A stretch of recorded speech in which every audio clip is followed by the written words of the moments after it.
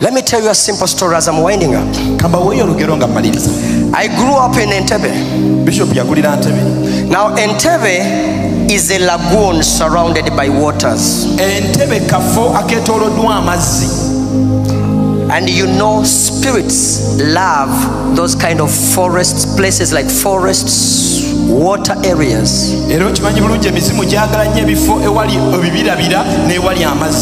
Now I grew up seeing extraordinary things. Me. In our area, the place is called Bugonga after a demon. There was a man who was the chief priest of demons on whom spirits sat on. Now in that area, my eyes, I saw two things. There was a snake, a demonic snake called Nabidio.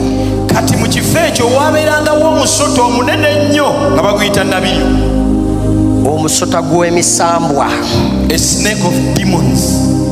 Then there was also a leopard of demons.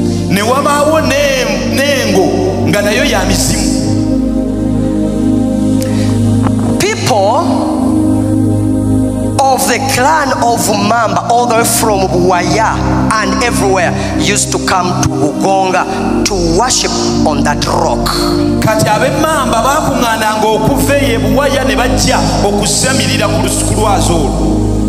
The rock of Nabidio. Now I wasn't told, I saw. I saw the snake, which was as long as from here, I think, up to that lady where she is. Sometimes when it was crossing, we had to stop and you see it cross.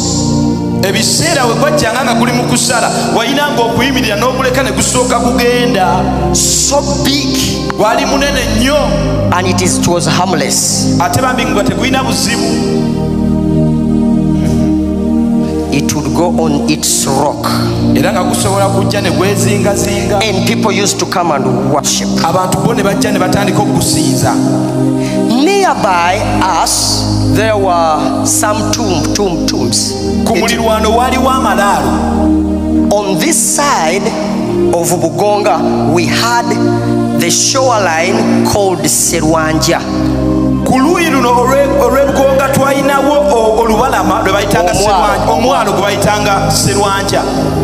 Now these days, some of you go there, you call it Aero Beach. There are certain beaches along the road to the airport.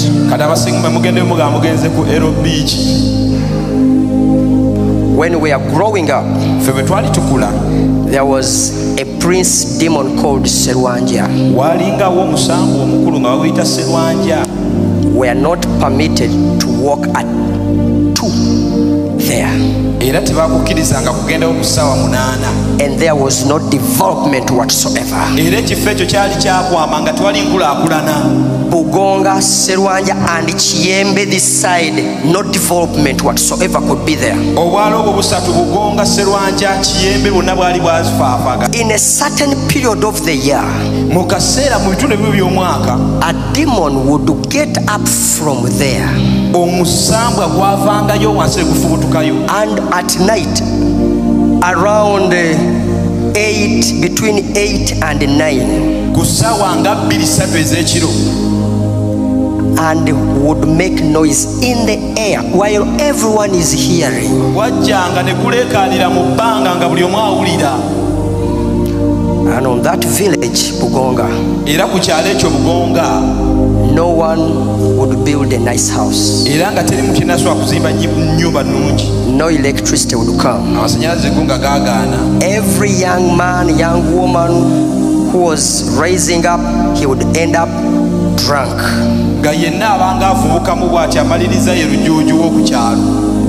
Everybody, the business which was there, selling liquor, and all people drunkards. And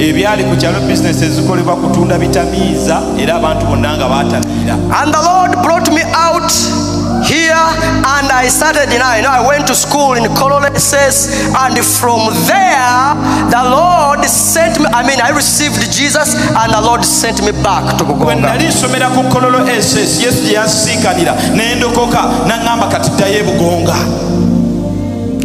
And I found resistance.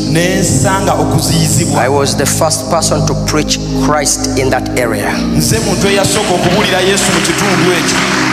As I began to preach the gospel, I saw the rising of spirits from hell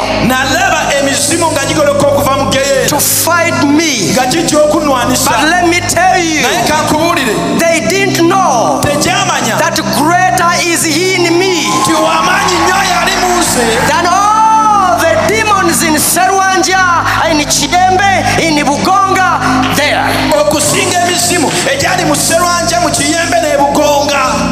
And I began, when I came to know this truth, I started praying every night, rise up, and I call upon the kingdom of God to come and invade.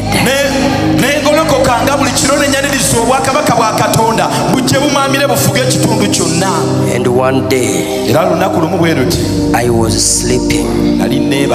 I saw a revelation of great army which invaded the whole area. With divine authority, they would reach out and pull down apes, monkeys, and dashing them on the ground.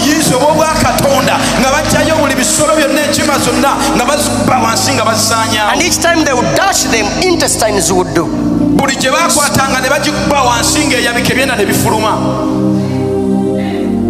When I woke up, I knew immediately that the kingdom had invaded.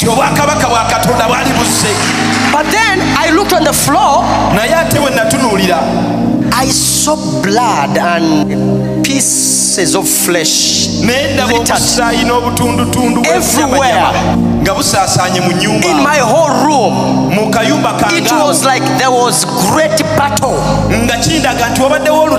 Everywhere blood and flesh. And I was like, what went on here? The blood, I saw the trail of blood under my bed. I looked there. I saw a huge snake which was in pieces. I knew at that moment that this was a sign, according to Psalms 91, that God will dish and strike the old serpent.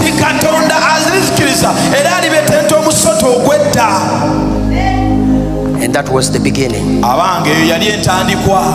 The kingdom of God invaded the area, and demons disappeared.